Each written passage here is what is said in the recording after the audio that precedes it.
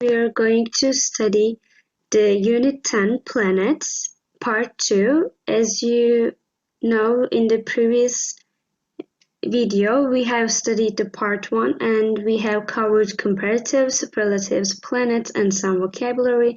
And today, we are going to go on with these subjects and we are going to do some exercises. Evet arkadaşlar, bugün sizinle yine ünite 10 planet ünitesini işleyeceğiz. Part 2'yu yapacağız. İkinci kısmı işleyeceğiz. Hatırlarsanız ilk videoda Part 1'de sizinle comparative, superlatives, planets ve biraz da vocabulary yapmıştık. Bu ünitede de yine bunlara devam edeceğiz ve birazcık da sizinle birlikte alıştırma yapacağız. Hazırsanız başlayalım.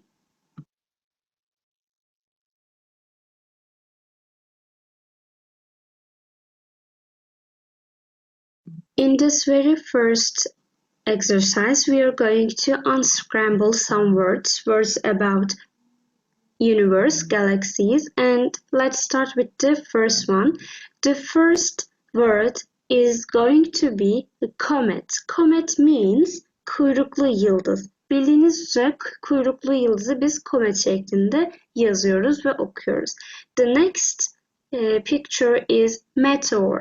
Meteor means göktaşı. Göktaşlarını biliyorsunuz ki atmosferimize girdiğinde onlar yanarak aşağı doğru düşüyorlar ve biz bunları aslında uzaktan shooting stars olarak görüyoruz. Yani yıldız kaymaları şeklinde görüyoruz.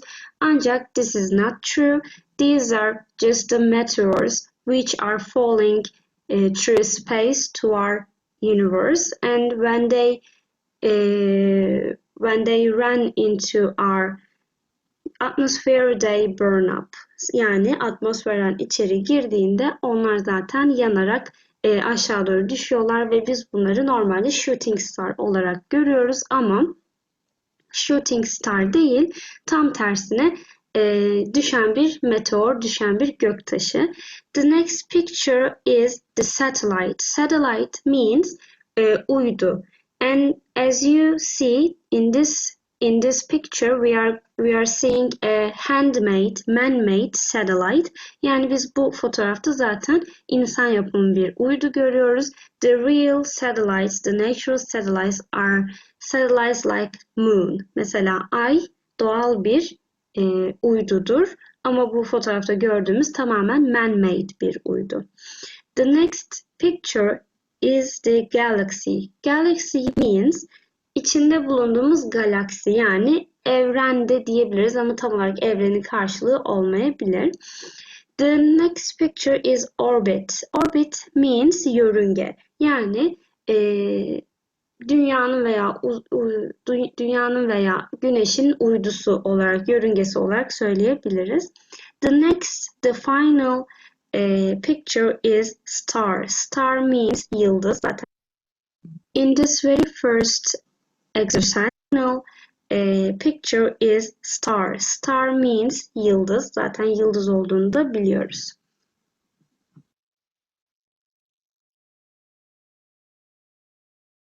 Now, in this exercise, we are going to do some fill in the blanks activity and some matching activity.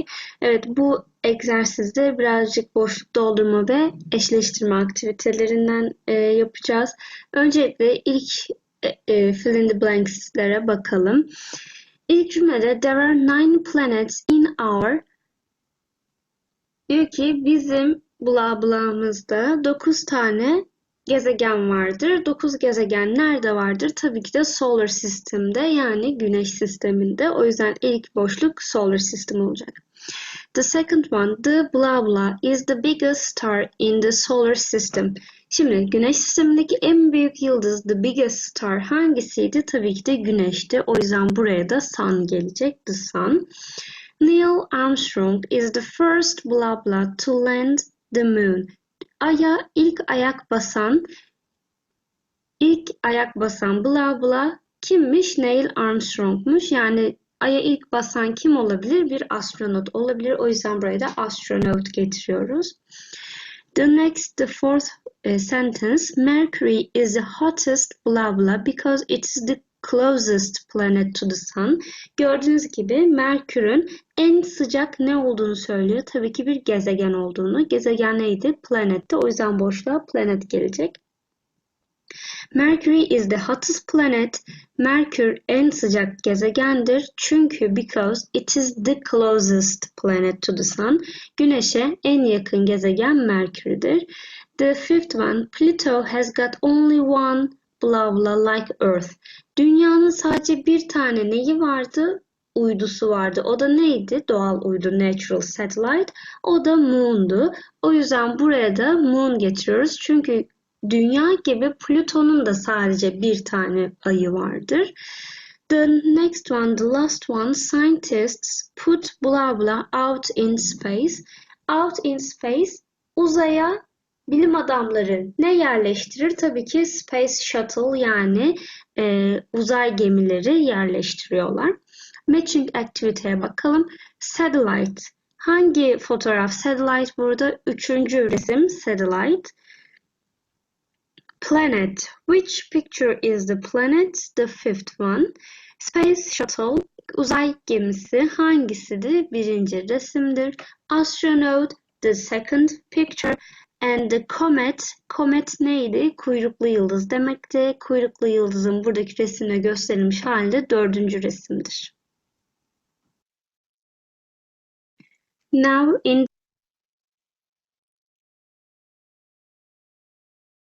Okay, in this exercise we are going to label the planets of solar system below and we are going to talk about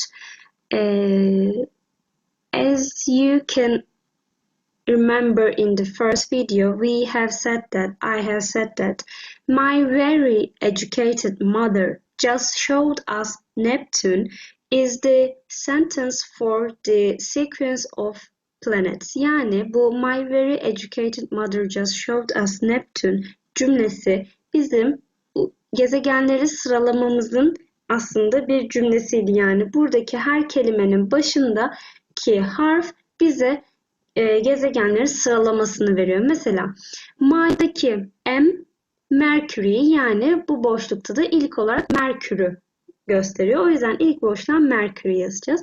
And the next one is V, which means Venus, and the other one, the next one, the Earth. Earth means dünya, bizim içinde yaşadığımız dünya. And the next planet is Mars. And the biggest planet is Jupiter. And the second biggest planet is Saturn. And the next planet is Uranus. Uranus means the ice giant. Yani biz buna zaten buz giant, buz devi olarak da adlandırıyoruz Uranüs'ü. The next gördüğünüz gibi kelimede Neptün burada Neptün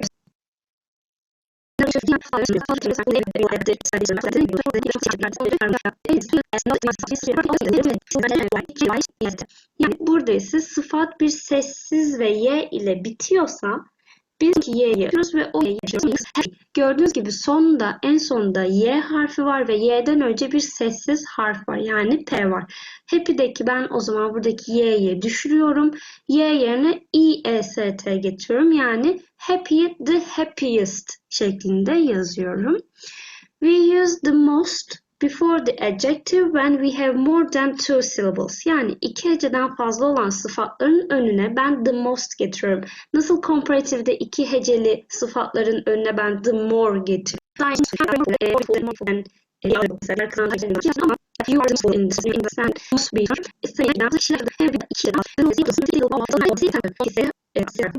Tekrar sonuna s takısı getiriyoruz. Yani biz burada sonunda sesli harfi w yapıyoruz. Yani iki kere yazıyoruz ve sonra yine s mesela good, better oluyor. Far, further, the furthest ya further yerine mesela farther da diyoruz. Far, farther, the farthest şeklinde de söyleyebiliriz bunu.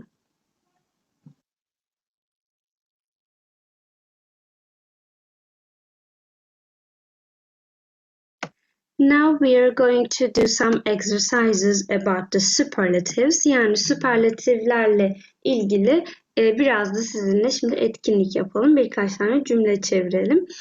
Şimdi burada sıfat kısmı, adjective kısmı bize superlative formlarıyla yazmamız isteniyor. Mesela the first sentence. The adjective is old. Yani bize burada old sıfatını kullanmamızı istiyor. The Piri race map is blah blah map. Our adjective is rich and we are going to transform the rich adjective into a superlative form. And Bill Gates is blah blah man in the world. Dünyadaki en zengin insanı diyeceğim. O yüzden buraya the richest getiriyorum. Bill Gates is the richest man in the world. The next sentence, our adjective is cold and winter is blah blah season of them all. Them dediği şey burada season'a atıfta bulunuyor. O yüzden ben burada diyeceğim ki 4 tane mevsim içlerinden winter yani kış en soğukları. O yüzden the coldest diyorum. Winter is the coldest season of them all. İçlerindeki en soğuk mevsimdir. Gold is blah blah metal in the world. Metal, valuable kelimesini kullanacağım. Valuable sıfatını kullanacağım. Valuable means değerli, çok değerli demek. The superlative form and is the smallest bird in the world. Gördüğünüz gibi sonuna sadece est takısı getirdim. The next sentence is intelligent. Our adjective is intelligent, and as you see, intelligent word en meşhur tablo Mona Lisa tablosudur. Good. When we look at the next sentence, good adjective is an irregular one. Yani good sıfatı irregular, düzensiz bir sıfattı. Hatırlıyorsunuz comparative formu the better oluyordu. Superlative formu ise the best oluyordu. O yüzden burada da the best diyeceğim. Google is the best search engine. Search engine arama motoru demektir. Google en iyi arama motorudur şeklinde. And the last sentence, our adjective is funny. As you see, funny'nin sonunda Y harfi var ve onun önce de bir kısmını getiriyorum.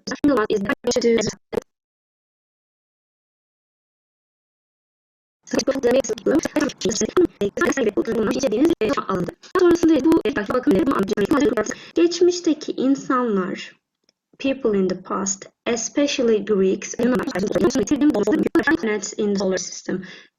Güneş sisteminde 9 tane gezegen vardır diyor. Bununla alakası yok bu söylediğim iki cümlenin de. O yüzden bu olamaz. The Earth is one of the planets in the solar system. The Earth diyor, dünya diyor. Şu ana kadar dünya ile ilgili bir şeyden bahsetmediğimiz için bunu da koyamayız. It is one of the oldest sciences, mesela oldest, en eski bilimlerden biridir diyor. It dediği şey burada astronomiye gidiyor. Birazcık gökyüzüyle alakalı bir şeyler söylememiz gerekiyor. Yani solar sistemle alakalı bir şey söylememiz gerekiyor. O yüzden buraya da A şıkkındaki cümleyi çok kolaylıkla getirebiliriz. Çünkü diyor ki there are 9 planets in the solar system diyor. Güneş sisteminde 9 gezegen vardır diyor. Çünkü teleskopla bunu observe ettik.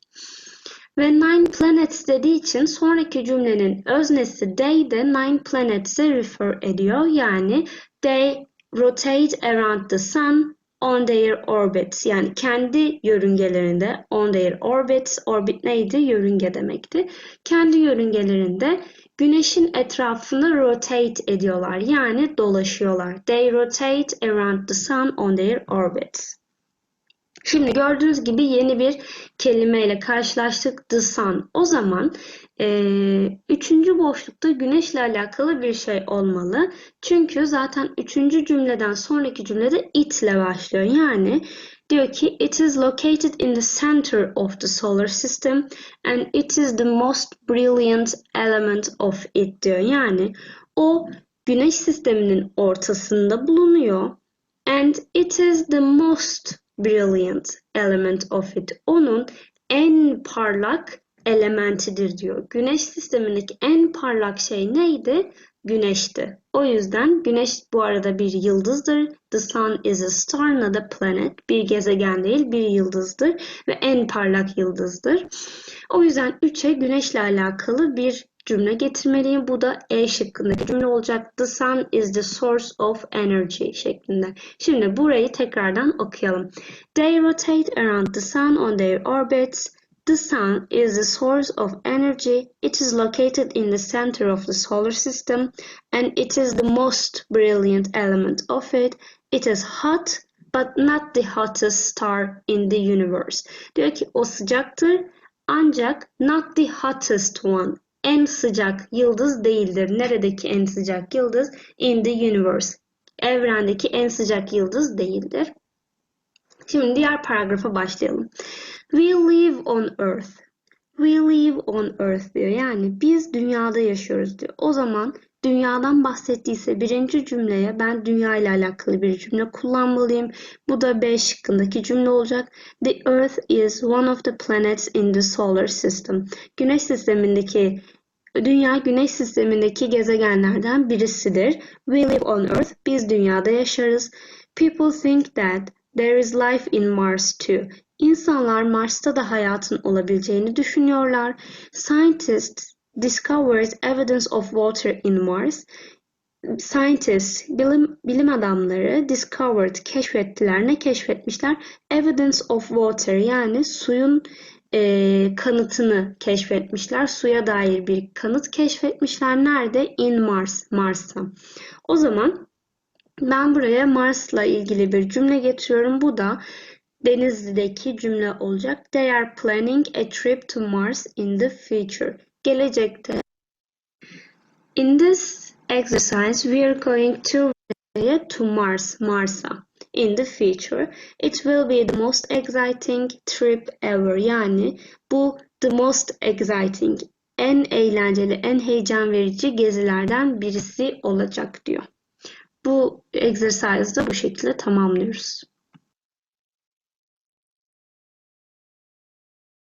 And this is the last exercise that we have. Bu bugünlük son egzersizimiz olacak ve burada da iki şıktan hangisi doğruysa onun altını çizeceğiz. Birinci cümleyle başlayalım.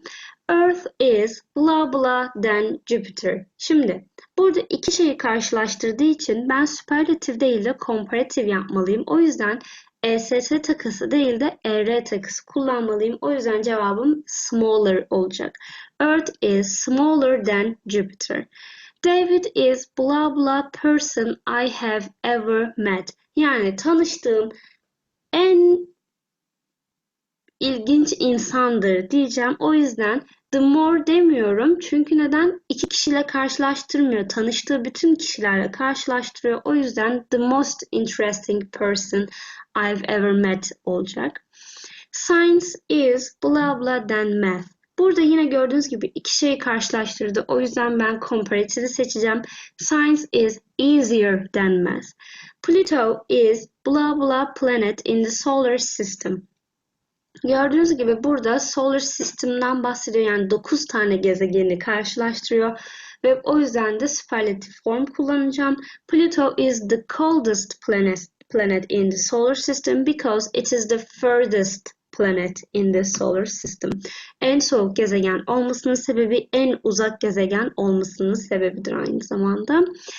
The fifth sentence, elephants are blah blah animals in the world diyor. Yani dünyadaki bütün hayvanlarla karşılaştırıyor. O yüzden süperlatif kullanacağım. The biggest diyeceğim. Elephants are the biggest animals in the world. The next sentence, Jupiter is blah blah than Saturn. Gördüğünüz gibi yine Saturn ve Jupiter'i karşılaştırmış. O yüzden the is larger diyeceğim. Jupiter is larger than Saturn. The seventh one, Adana is blah blah city in summer. Şimdi yazın en sıcak şehir diyeceğim. Çünkü neden? Bütün şehirlerle karşılaştırıyor. Bize ikinci bir şehir vermemiş. O yüzden the hottest city in summer. Bungee jumping is blah blah than scuba diving. Gördüğünüz gibi burada iki spor dalını vermiş bize. Yani bungee jumping is more exciting than scuba diving diyeceğim. Evet arkadaşlar, sizinle dersimiz bugünlük bu kadar. Umarım zevk almışsınızdır. I hope you enjoyed the lesson. So see you next week. And this is the last exercise that we have. So see you next video. Goodbye. Take care of yourself.